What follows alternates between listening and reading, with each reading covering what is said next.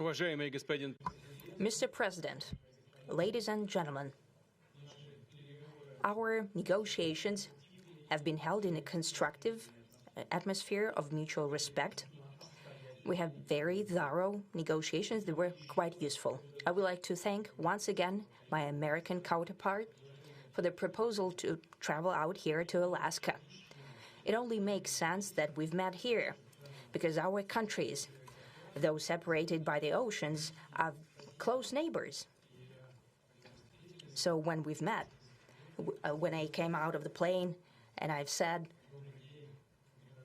"Good afternoon, dear neighbor. Very good to see you. In good health and to see you alive."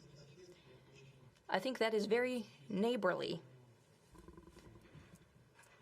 And I think that's some kind words that we can say to each other. We're separated by the Strait of Bering, though there are 2 islands only between the Russian island and the U.S. island. They're only 4 kilometers apart. We're close neighbors, and it's a fact. It's also important that Alaska has to do with our common heritage, common history between Russia and the U.S., and many positive events have to do with that territory. Still, there is tremendous cultural heritage back from the Russian America. For example, Orthodox churches and a lot of more than 700 geographical names of Russian origin.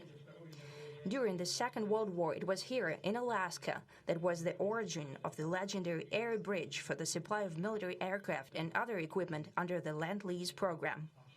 There was a dangerous and treacherous route over the vast emptiness of ice. However, the pilots of both countries did everything to bring closer the victory. They risked their lives and they gave it all for the common victory. I was just in the city of Magadan in Russia, and there is a memorial there dedicated to the Russian and the U.S. pilots. And there are 2 flags, the U.S. flag and the Russian flag. And I know that here as well there is such a memorial. There is a military burial place several kilometers away from here. The Soviet pilots that buried there who died during that dangerous mission. We're thankful to the citizens and the government of the U.S. for carefully taking care of their memory. I think that's very worthy and noble. We'll always remember other historical examples when our countries defeated common enemies together in the spirit of battle camaraderie and allyship that supported each other and facilitated each other. I'm sure that this heritage will help us rebuild and foster mutually beneficial and equal ties at this new stage, even during the hardest conditions. It is known that there have been no summits between Russia and the U.S. for 4 years, and that's a long time. This time was very hard for bilateral relations, and let's be frank, they have fallen to the lowest point since the Cold War. I think that's not benefiting our countries and the world as a whole. It is apparent that sooner or later we had to amend the situation to move on from the confrontation to dialogue. And in this case, a personal meeting between the heads of state has been long overdue, naturally under the condition of serious and painstaking work, and this work has been done in general. Me and President Trump have very good direct contact. We've spoken multiple times. We spoke frankly on the phone. And Special Envoy of the President, Mr. Witkoff, traveled out to Russia several times. Our advisors and heads of foreign ministries kept in touch all the time. And you know fully well that one of the central issues was the situation around Ukraine. We see the strive of the administration and President Trump personally to help facilitate the resolution of the Ukrainian conflict. And his strive to get to the crux of the matter, to understand this history, is precious. As I've said, the situation in Ukraine has to do with fundamental threats to our security. Moreover, we've always considered the Ukrainian nation, and I've said it multiple times, a brotherly nation, however strange it may sound in these conditions. We have the same roots, and everything that's happening is a tragedy for us and terrible wound. Therefore, the country is sincerely interested in putting an end to it. At the same time, we're convinced that in order to make the settlement lasting and long-term, we need to eliminate all the primary roots the primary causes of that conflict, and we've said it multiple times, to consider all legitimate concerns of Russia and to reinstate a just balance of security in Europe and in the world on the whole. And I agree with President Trump, as he has said today, that naturally the security of Ukraine should be ensured as well. Naturally, we are prepared to work on that. I would like to hope that the agreement that we've reached together will help us bring closer that goal and will pave the path towards peace in Ukraine. We expect that Kiev and European capitals will perceive that constructively and that they won't throw a wrench in the works. They will not make any attempts to use some backroom dealings to conduct provocations to torpedo the nascent progress. Incidentally, when the new administration came to power, bilateral trade started to grow. It's still very symbolic. Still, we have a growth of 20%. As I've said, we have a lot of dimensions for joint work. It is clear that the U.S. and Russian investment and business cooperation has tremendous potential. Russia and the U.S. can offer each other so much in trade, digital, high-tech, and in space exploration.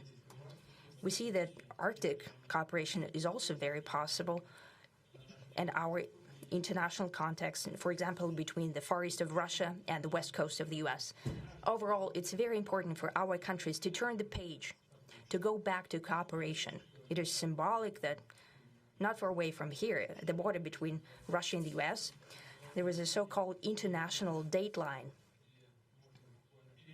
I think you can step over, literally, from yesterday into tomorrow. And I hope that we'll succeed in that, in political sphere.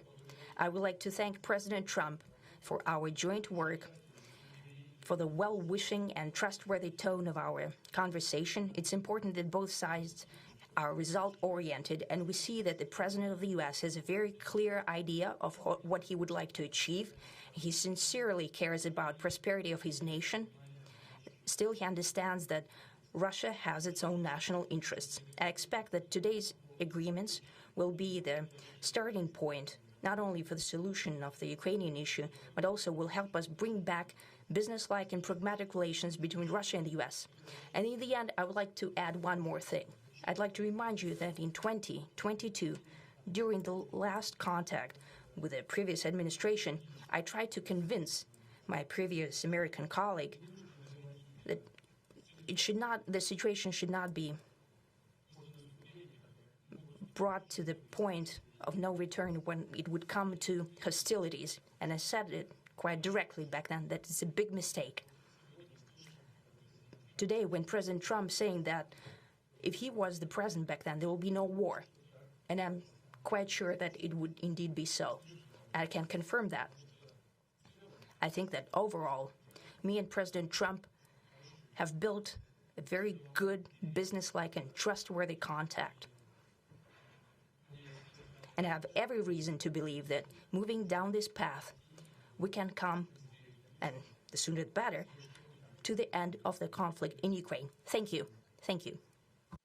Well, thank you very much, Mr. President. That was very profound, and I will say that I believe we had a very productive meeting. There were many, many points that we agreed on, most of them, I would say, a couple of big ones that we haven't quite gotten there, but we've made some headway. So there's no deal until there's a deal. I will call up NATO in a little while. I will call up the various people that I think are appropriate, and I'll, of course, call up President Zelensky and tell him about today's meeting. It's ultimately up to them. They're going to have to agree with what Marco and Steve and some of the great people from the Trump administration who've come here, Scott and John Radcliffe, thank you very much. But we have some of our really great leaders. They've been doing a phenomenal job. We also have some tremendous Russian business representatives here, and I think, you know, everybody wants to deal with us. We've become the hottest country anywhere in the world in a very short period of time, and we look forward to that. We look forward to dealing. We're going to try and get this over with. We really made some great progress today. I've always had a fantastic relationship with President Putin, with Vladimir. We had many tough meetings, good meetings. We were interfered with by the Russia hoax. That made it a little bit tougher to deal with, but he understood it.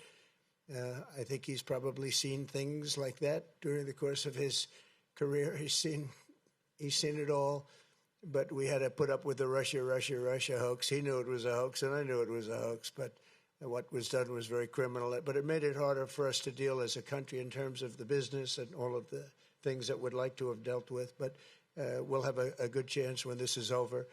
So just to put it very quickly, I'm going to start making a few phone calls and tell them what happened.